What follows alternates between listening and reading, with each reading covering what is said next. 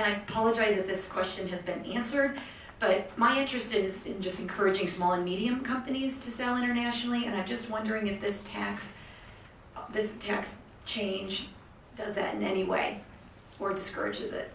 Can I just And I think we're going to make that the last question, but also when we answer that, I'm just curious the views of the panelists. What this, President Trump is very concerned with bilateral trade deficits. I'm curious if you all have, if any of the three of you have an opinion about what this will mean for the balance of trade overall, if this will have any impact.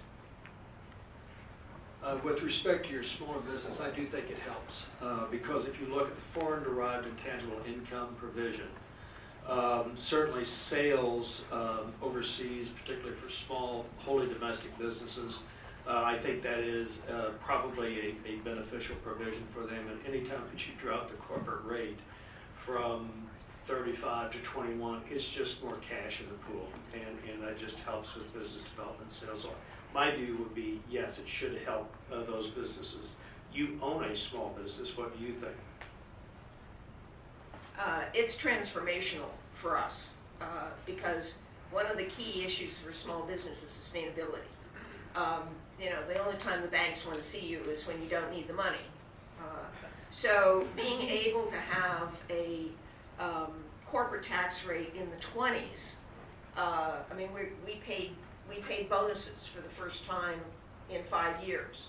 We have a salary increase. We have a compensation increase in our budget next year. Now, I will say in terms of the lack of immediate gratification, our sales fell off in March. Our bookings have fallen off in March. The supposition is that because of this tax bill, we're going to have a strong economy this year. That's not my view. So the underlying economy, this has to be verified by this overall uplift in the economy before anybody benefits. So I really think this is a huge benefit for smaller companies, and it's much less advantageous for larger companies. Okay, I'm going to rudely run out after I answer this question. I don't have any specific knowledge on the small business side, but on the trade deficit issue, I think Trump is economically illiterate on trade. And I'll simply make the observation that the flip side of a trade deficit is a capital surplus. To the extent that on the margin we have made the U.S. economy more attractive, that means more foreign dollars are going to come into the United States, and by definition, that's going to mean a higher trade deficit. If you have a faster growing economy than your trading partners, if you have a more attractive investment climate than your trading partners, you're going to have a trade deficit.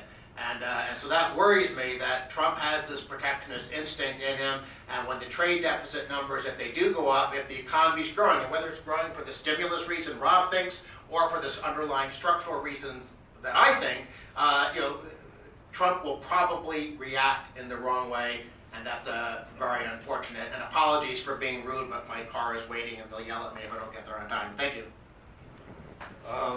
Thanks.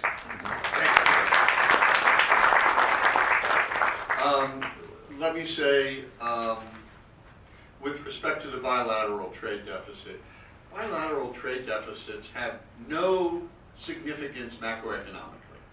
If you reduce if we reduce our bilateral trade deficit with China, unless we change our consumption and saving behavior, it will simply shift the trade deficit somewhere else.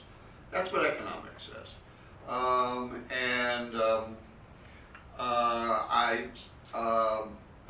I just want to make one last comment, and that is, I think the intent of this, the political intent, was to a significant degree short-term stimulus.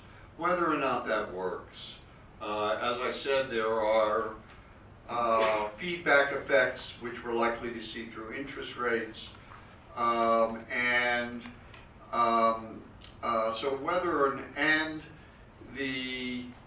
the redistribution of the tax burden is as significant as the reduction in the overall, temporary reduction in the overall tax burden on individuals.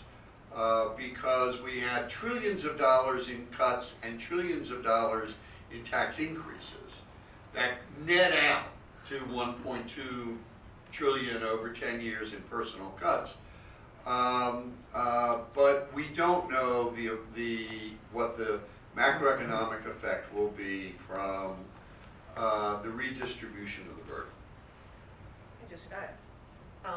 One of the achievements of this bill, in my opinion, is that the individual tax burden is left relatively the same after the bill. The Joint Tax Committee's distributional tables show that there is very little change in the after-tax distribution.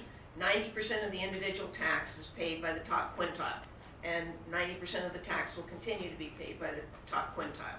So this continues to be, the U.S. tax system continues on the individual side to be highly progressive. I think, from my perspective, the ability to get people to want to shift their labor income into capital income by creating new businesses is the most powerful stimulative incentive in the tax code.